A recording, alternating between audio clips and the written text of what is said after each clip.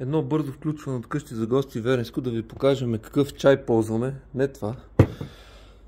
Ето това е чая. Има различни видове. На Ахмад Ти се води. Ето тук сме го складирали. Търпиме критики по принцип. Смятаме, че това е един от най-добрите. Но може да дадете някакви предложения. А кафето е лаваца.